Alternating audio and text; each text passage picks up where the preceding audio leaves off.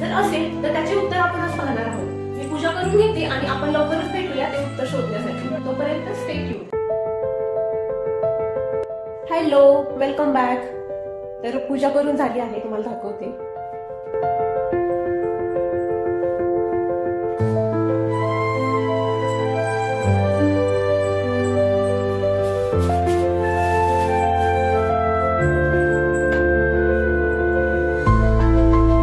तर ही पूजा कशी वाटली तुम्हाला हे कमेंट करून सांगायला विसरू नका. आणि आता आपण डिस्कस करूया कलश स्थापना का केली जाते, तर त्याच्या मागची रिझन काय आहे आणि ती पूजेच्याच वेळी का केली जाते, असे बरेच प्रश्न आहेत जे मला आज तुमच्या बरोबर डिस्कस करायचे आहेत. चला तर मग सुरुवात करूया. नमस्कार सर्वांना. तर थोड्या वेळापूर्वी मी म्हटल्याप्रमाणे कलश स्थापनेमागे नक्की रिझन काय आहे आणि ती कशासाठी केली जाते, प्लस ती कोणत्याही रिलीजन ऑस्पिशियस ओकेजनच्या वेळीच का करतात, पूजेच्याच वेळी का करतात, तर असे बरेच प्रश्न मला पडायचे आणि माझी खूप क्युरिओसिटी होती त्यामागे ते जाणून घेण्याची. आणि होप तुमचीही असेल तर तेच आपण आता डिस्कस करणार आहोत. तर कलश स्थापनेमागे बरीच कारणं आहेत. तर त्यामध्ये रिलिजियस आहेत, कल्चरल आहेत, सायंटिफिक आहेत. कोणतीही पूजा करताना आपल्याला माहिती असल्याप्रमाणे सर्वप्रथम कलश स्थापना केली जाते.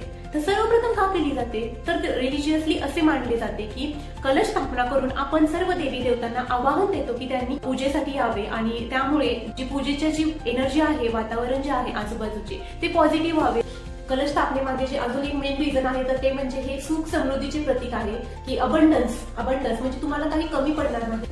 तर अजून एक रिझन आहे की यामध्ये ब्रह्मा विष्णू महेश वास करतात असे मानले जाते. तर त्याप्रमाणे तर बेस लेवलला हे ब्रह्मा असतात, देन विष्णू आणि त्यावरती जे ओपन स्पेस आहे तो महेश. अशा पद्धतीने त्याची रचना आहे असे कल्चरली रिलिजियसली असे मानले जाते.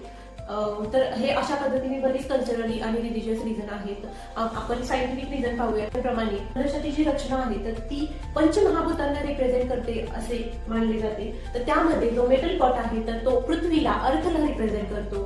देन त्यामध्ये जे जल आहे, पाणी आहे तर ते जलला रिप्रेझेंट करतं. तर आणि जो नेक्स्ट लेवल आहे तो फायरला रिप्रेझेंट करतो. तर आणि त्यावरती जो ओपन स्पेस आहे तो एअरला रिप्रेझेंट करतो. जे कोकोनट आणि आंब्याची पाने वापरली जातात तर ती इथर आणि स्पेसला रिप्रेझेंट करतात. तर अशा पद्धतीने याची रचना आहे. आंब्याचीच पानं काय यूज करतात आहे.